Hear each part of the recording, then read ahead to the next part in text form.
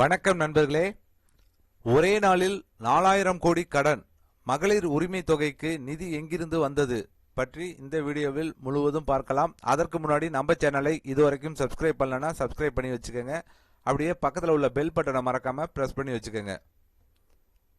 வாங்க வீடியோக்குள்ள போலாம். தமிழ்நாடு அரசு செயல்படுத்தி வரும் மகளிர் உரிமை தொகை திட்டத்தின் கீழ் தகுதியான குடும்ப தலைவி மகளிருக்கு வழங்கப்படும் நிதி உதவி குறித்து புதிய விவாதம் எழுந்துள்ளது.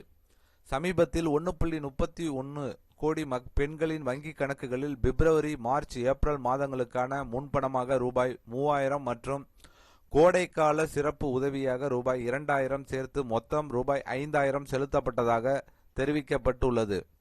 அறிவிக்கப்பட்ட தேதிக்கு முன்பே தொகை வரவு செய்யப்பட்டதால் பல பயனாளிகள் ஆச்சரியமும் மகிழ்ச்சியும் அடைந்தனர். இதற்கிடையில் இந்த தொகையை வழங்க தமிழ்நாடு அரசு ஒரே நாளில் சுமார் 4000 கோடி கடன் பெற்றதாக சில தகவல்கள் வெளியாகி சர்ச்சையை ஏற்படுத்தியுள்ளது.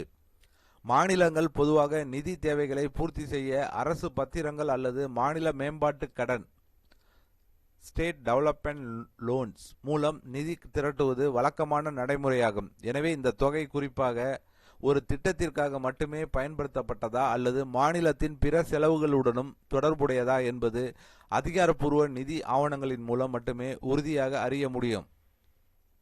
முதல்வர் காணொளியில் ஒன்றிய அரசின் தாமதம் காரணமாக முன்கூட்டியே தொகை வழங்கப்பட்டதாகவும் எதிர்காலத்தில் உரிமை தொகையை உயர்த்தும் நோக்கம் இருப்பதாகவும் தெரிவித்தார். இதேவேளை எதிர்க்கட்சிகள் தேர்தலை முன்னிட்டு நிதி வழங்கப்படுவதாக விமர்சனம் முன்வைத்துள்ளன. மொத்தத்தில் மகளிர் உரிமை தொகை வழங்கப்பட்ட விதமும் அதற்கான நிதி ஆதாரமும் அரசியல் மற்றும் நிதி விவாதங்களுக்கு வழிவகுத்துள்ளன.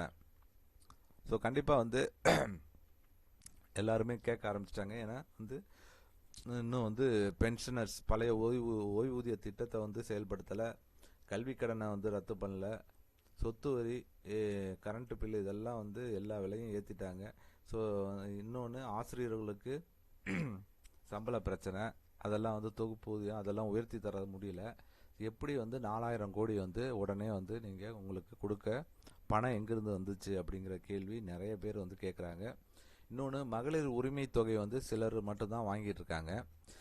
இந்த வருஷம் மட்டும் இந்த கோடை சிறப்பு நிவாரணம், கோடைக்கால சிறப்பு நிவாரணம்னு ஒன்று சொல்லி போட்டிருக்காங்க. அது எப்படி மகளிர் உரிமை தொகை வாங்குறவங்களுக்கு மட்டும் எப்படி கொடுத்தீங்க, ஸோ மற்றவங்களுக்கு ஏன் கொடுக்கல அப்படிங்கிற கொஸ்டின்ஸும் எழுப்பி வராங்க மற்ற பெண்கள். இது சம்மந்தமாக அவ்வப்போது அங்கங்கே போராட்டமும் நடந்துகிட்டு இருக்கு. ஏன்னா தாசில்தார் ஆஃபீஸில் போயிட்டு எல்லாம் கேட்டுட்ருக்காங்க. இன்னொன்று நிறைய இடத்துலையும் விமர்சனம் டைரெக்டாகவே பண்ணுறாங்க.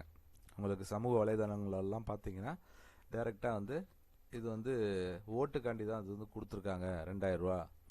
ஸோ பார்த்துக்கங்க, இது கண்ணுக்கு தெரிஞ்சு இவங்க தோற்றுருவோங்கிற ஒரு பயத்தில் இதெல்லாம் பண்ணிகிட்ருக்காங்க அப்படின்னு டைரெக்டாகவே எல்லா மக்கள் பேச ஆரம்பிச்சிட்டாங்க. ஏன்னா கொடுத்துருந்தா கோடைக்கால சிறப்பு நிவாரண நிதியை எப்படி கொடுத்துருக்கணும்னா ரேஷன் கார்டு மூலியமாக எல்லாருக்கும் இப்போ கரெக்டாக கொடுத்துருக்கணும். அதில் தான் பெரிய ஒரு தப்பு பண்ணியிருக்காங்க. ஏன்னா மகளிர் உரிமை தொகை இவ்வளோ நாளாக கொடுத்துட்ருக்காங்க. ஸோ முன்கூட்டி தேர்தல் வர்றதுனால கொடுத்தாங்க அப்படின்னு எல்லாம் நினச்சிட்டு போயிடுவாங்க. இப்போ கோடைக்கால நிவாரண நிதி அப்படின்னு ஒன்று கொடுத்ததுனால அந்த பணம் எதுக்கு கொடுத்தீங்க அப்படிங்கிற ஒரு கொஸ்டினும் இருக்குது. சரி, இதெல்லாம் உடனே கொடுக்கறதுக்கு பணம் எங்கேருந்து வந்துச்சு, கடன் வாங்கி எதுக்கு கொடுக்கணும், கடன் வாங்கி நீங்கள் காசு கொடுத்ததா எல்லாருக்கும் தெரியணுமா அப்படிங்கிற மாதிரி எல்லாம் விமர்சனம் வைக்கப்பட்டு வருகிறது. ஸோ கண்டிப்பாக இந்த விமர்சனத்துக்கு இன்னும் மேலும் மேலும் விமர்சனம் பெருகி கொண்டே தான் போகும். ஸோ கண்டிப்பாக இந்த வீடியோ பிடித்திருந்தால் லைக் பண்ணுங்கள், ஷேர் பண்ணுங்கள். மீண்டும் இது போன்று வேறு ஒரு தகவலில் சந்திப்போம்.